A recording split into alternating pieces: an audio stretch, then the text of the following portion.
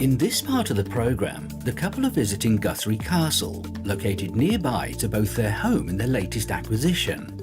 They are going to visit one of the individuals that has had a big influence on their success, Dan Peña, the $50 billion man.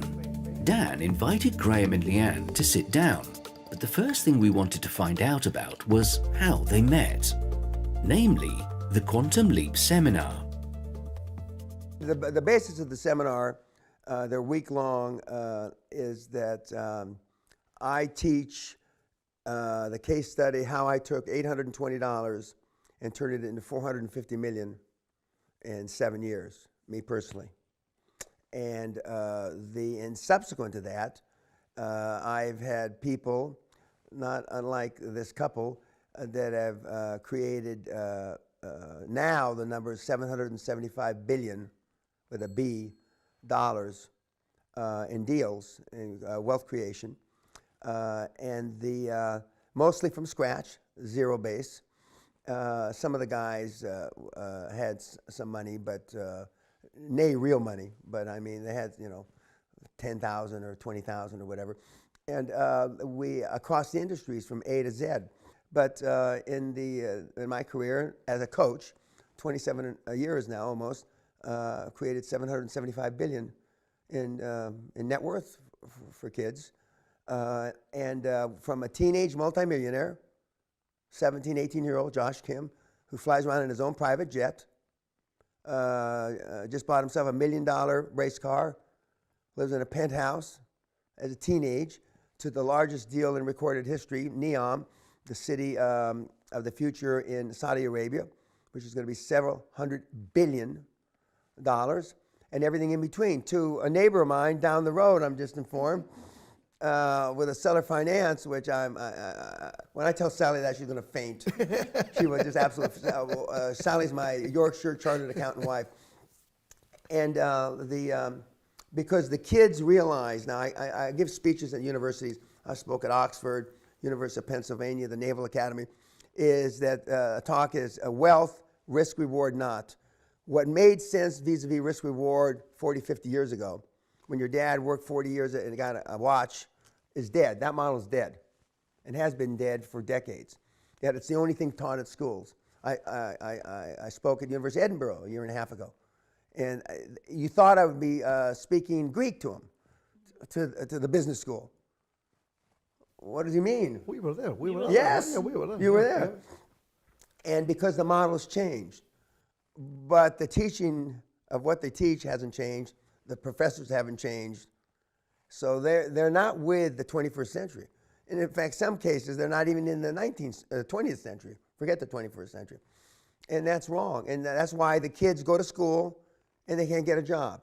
That's why the kids go to school and borrow to go to school. And the student debt around the world is so damn high. The seminar that shows you how to morally, legally, and ethically take advantage of the broken system. Because that's really what you're doing. Seller finance isn't part of the system. It's never been taught by anybody.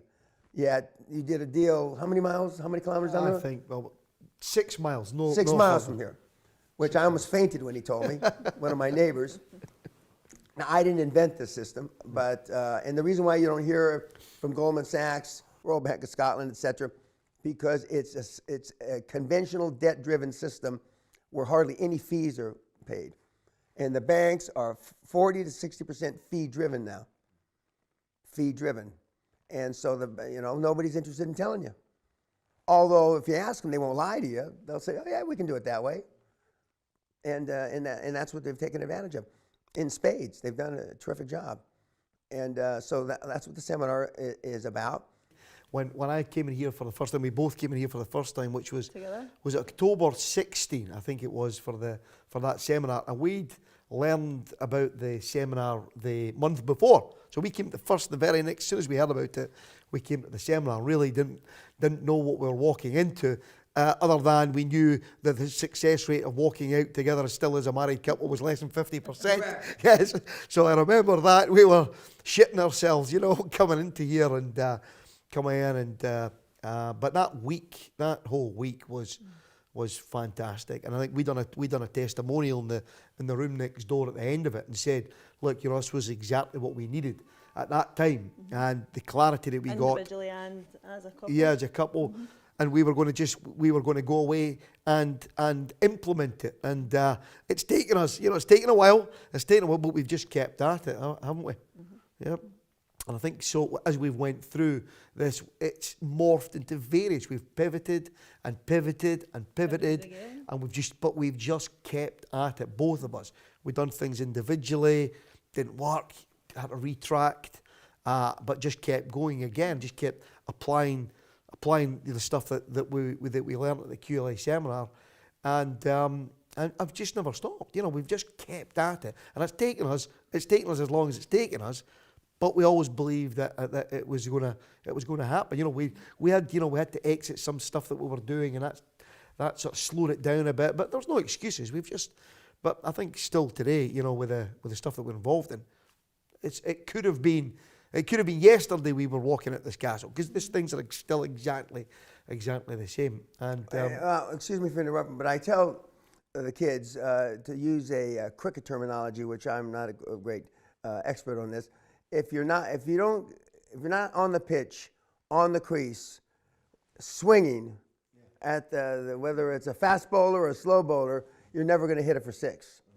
Not possible. Sitting in the stands, you know, being a pundit or a moving head commentary person, you're never going to hit it for six. And they stayed on the pitch, on the crease, and they just kept swinging that bat every time the ball came across, and they've scored a lot of runs now. But they're young. I mean, you're young guys, and you're earlier in your career. I mean, you can still do 2 or 3 exits, and generational wealth is built not with one deal, but a series of transactions. And they're doing it, and they're getting notoriety, well deserved. But in this part of the world, there's not many people like this. I won't say they're the only ones, because they're not the only ones, but there's very few. And I'm sure when you're having to try to re-educate bankers, when you're trying to re-educate sellers, and as the information you shared with me about the deal you did right down the road from me, I mean, it is a re-education process, because everybody has been grown up with deals are done a certain way, and only that certain way, especially up here. And there's new methods, and there's new opportunities to finance. And they followed the steps, and they are continuing to follow the steps, and so I'm not surprised at all. And every time I was saying earlier, when I see your name, because I have a Google alert with your name, and so when you do something, and whether it's because you promoted something or because somebody's writing about a success that you had, I'm happy as hell. So yeah, so we bought the construction company that went into administration. We looked at it 18 months previously as part of, we were looking to get into that industry, approached them through their auditors, and the business on the face of it looked a good, well-run, well-managed business. Weren't making any money though. So we'd made approach, nothing came of it. We went back again a few months later, still nothing came of it. Then out the blue, I got a phone call from their auditor. Could you meet me in Glasgow? New Year's Day. I mean, when do you get, in Scotland, New Year's Day, when do you get, so something was up. So I went and met them in Glasgow. He never let on too much. He wasn't giving too much away. But then as it transpired during the January, and obviously that was coming out with some rumours the business was in trouble. And the irony in the deal that we'd done here was Leanne and I were sitting with our lawyer looking at a property transaction. We were waiting to visit a property Friday afternoon late in Dundee, and in come all the administrators and everything at the hotel that we were sitting having a meeting. So we were there in place on the spot, and we were able to, because our lawyer was there, engage with the administrators straight away. So we were in pole position. That was KPMG. So we were in pole position on the first to see if we would be interested in it. We weren't interested in looking at distressed companies or anything, but we'd done some work on this business previously. So we ended up, we got, I think within 2 or 3 weeks, we were we became preferred bidder, and then we had 2 weeks to do the deal.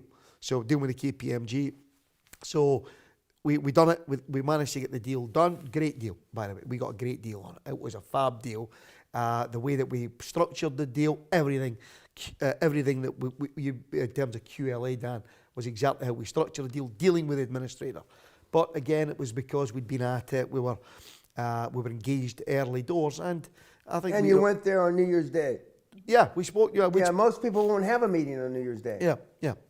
So we do that. We're meeting all the time. The commitment and sacrifices, and that's what we're willing to do. Well, we're seeing that coming up in the car here. We're saying, oh well, wherever Dan is in the we're having a Zoom call, if it's 4 a.m, well, everybody's on the call at 4 a.m. Oh well, okay, well, there's nothing unusual for that. Well, I don't see what the problem is. That's just Correct. how it is. We just go at it.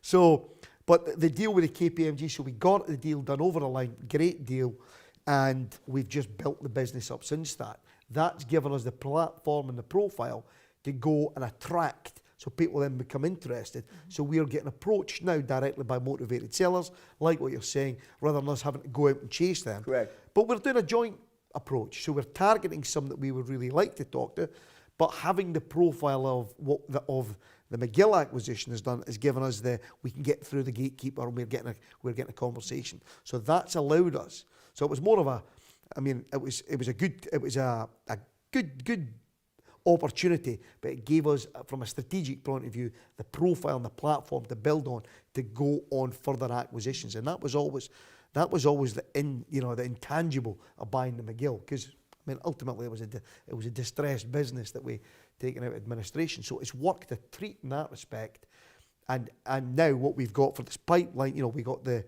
deal that we done with the guys just locally here.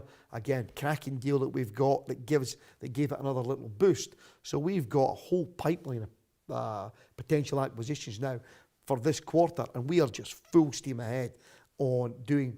It's taken us a while, but we got there in the end up, but we've just kept swinging at it, and I think that's, fair enough. Yep. Yeah. Can't say anymore. Just said it all. No, as long as you keep swinging, and you put yourself in a position, again using the cricket metaphor, that you're on the crease, and you're gonna hit balls. You just are. Well, obviously, when we came to the Castle seminar, we were fully property. Properties was residential properties, and the main was our investment model, and that's what we kind of knew. Having gone through the seminar, and it was way more business. That was made more better. You know what I mean? We enjoy the business side far more, and the opportunities and the potential wealth that could be generated through business is far greater than anything that we could ever have done in the way that we're going in those types of property, the residential type properties, and even now, to the extent where I was saying to you, we can get the money. People are phoning us up. Are you doing anything? You're looking for some money on the property side.